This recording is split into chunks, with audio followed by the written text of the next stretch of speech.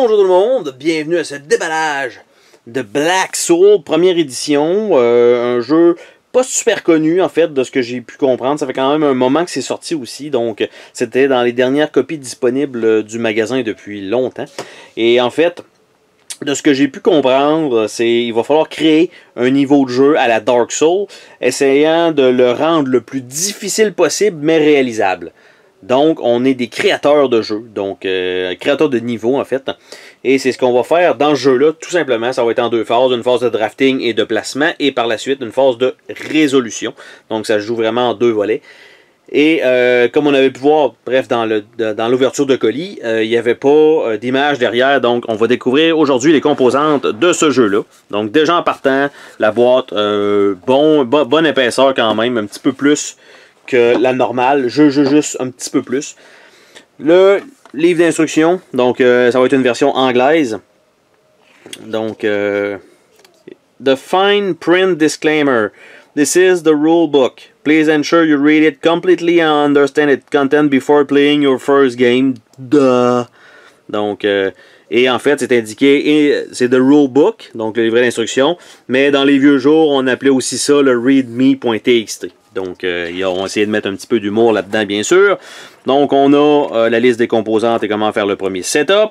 Donc, comment le jeu se joue. Donc, évidemment, je crois que ça, c'était un Kickstarter de l'époque. Et il y a une version solo, si je ne me trompe pas, possible.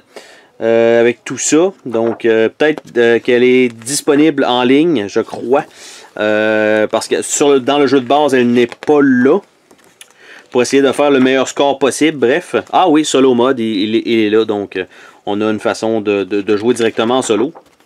Et on a un certain scoring au final. Donc, pour l'instant, je crois que c'est bien. De ce que j'ai pu comprendre, il y avait certaines personnes qui disaient que le livre manquait peut-être de précision. Donc, depuis 2 ans ou 3 ans, bref, que le jeu est sorti, peut-être même 4 ans. Il y a eu les facs qui sont là, donc ça ne sera pas vraiment compliqué. Nous avons les plateaux ici, qui sont les plateaux de joueurs en tant que tels. Et je crois que ça va servir à deux choses. Parce qu'on a ici le Level Editor Trial License, donc il reste 20 jours.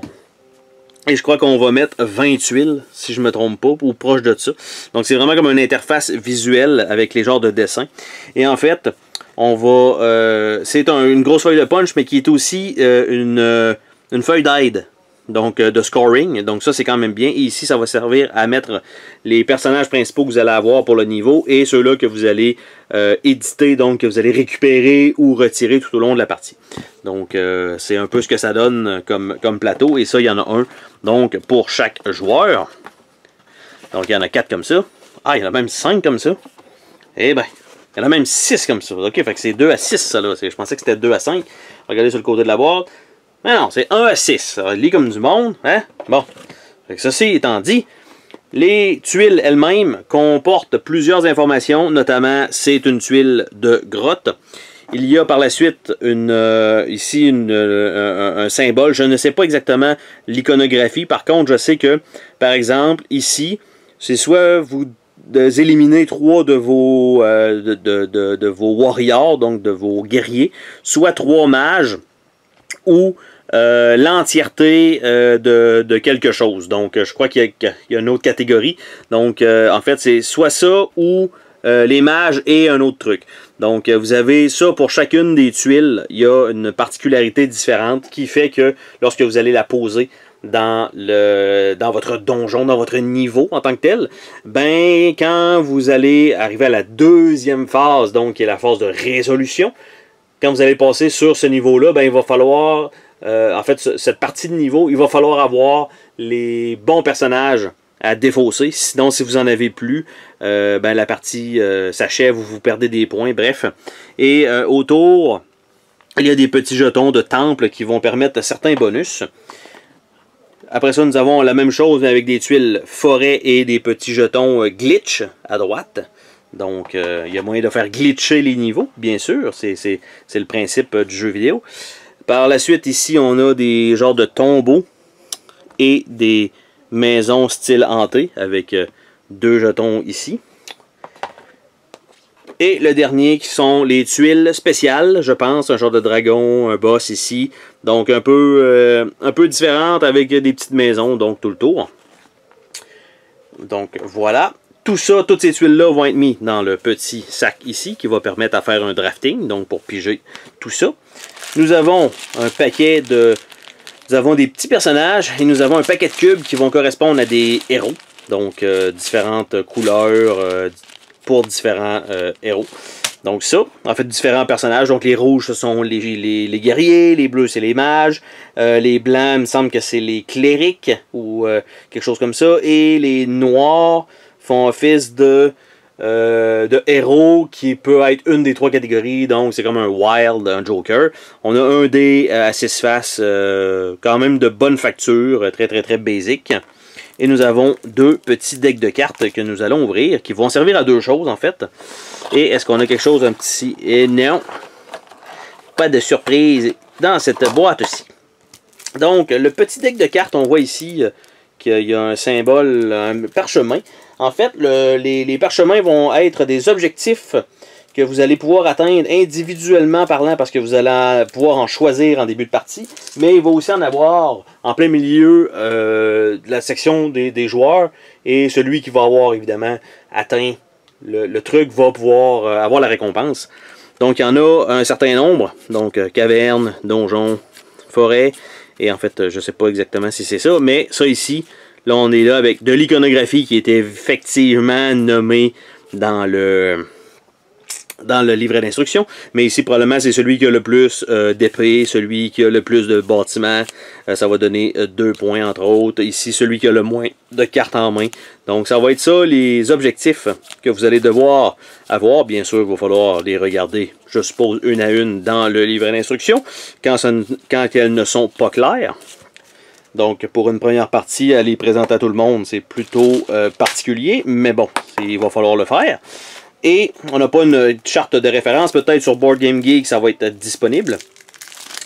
Par la suite, tout le monde va avoir un deck de cartes similaire, donc avec des cartes 0, qui ont un bonus dans le bas. Et ça va servir pour l'enchère, en fait. Plus vous jouez une carte haute, plus vous allez avoir le choix de la tuile. Mais il y a aussi un bonus qui est en bas. Et en fait, c'est si vous utilisez la même carte qu'un autre joueur, ben en fait, il y a un ordre dans lequel ça va se passer. Vous allez passer, mais vous pouvez payer pour utiliser le skill, ce qui va donner un glitch sur l'autre niveau. Bref, il y a une fonctionnalité qui sert un peu à ça. Mais tout le monde a la même section de cartes pour faire les enchères, donc des 1. Après ça, on a les 2. Il me semble que ça va jusqu'à 6. Donc les 3. Ça, les 4. 5. 6. Et ça s'arrête là. Donc, il y a un 7. 8. Et c'est pas mal ça. Donc, il y a 8 cartes qui vont... Tout le monde va avoir ces 8 cartes-là et vous devez en choisir une à chaque tour. Et je crois qu'il y a une passe de si vous utilisez la même carte que quelqu'un, vous devez la défausser. Puis quand vous n'aurez plus de cartes en main, vous allez les récupérer. Bref, il me semble qu'il y a une petite affaire avec ça. Vous ne récupérez pas toujours votre carte. Ici, c'est une carte juste qui est là. Donc, Starting Black Soul. Donc, une interface graphique de PC très normale et avec une erreur. Donc, je ne sais pas exactement. Ça va servir à quoi ces cartes-là? Mais elles sont là. Donc, il y a ça. Par la suite, ici, ce sont des cartes qui vont vous permettre de faire le spawn initial. Entre autres, donc ces cartes-là vont être mélangées et à toutes les fois que vous allez devoir piger aléatoirement une couleur, par exemple, ou d'éliminer une couleur, vous allez tirer une carte et en fait, ça va vous indiquer simplement la couleur des cubes que vous devez retirer. Donc là, le truc, c'est que vous voyez les cubes, ils sont jaunes, il n'y a pas de cubes jaunes dans le sac, c'est parce que les créateurs ont en fait finalisé certaines composantes avant d'autres et en fait initialement les héros devaient être jaunes et au final lorsque ça a été envoyé c'était peut-être trop proche du blanc et du rouge et en fait ils ont décidé simplement de les mettre noirs pour qu'il y ait vraiment un contraste beaucoup plus élevé avec les autres et tout simplement ça n'a pas été répliqué sur les cartes. Donc il y a ça, nous avons les cartes de référence Donc, en plus des cartes de scoring qui sont sur les gros plateaux. Donc, on a les 6 cartes. On a l'ordre de tour qui va nous dicter donc de mettre notre petit personnage qu'on a vu tout à l'heure là-dessus. Il y en a 2. Je ne sais pas à quoi ça sert exactement d'en avoir 2. Et nous avons ici...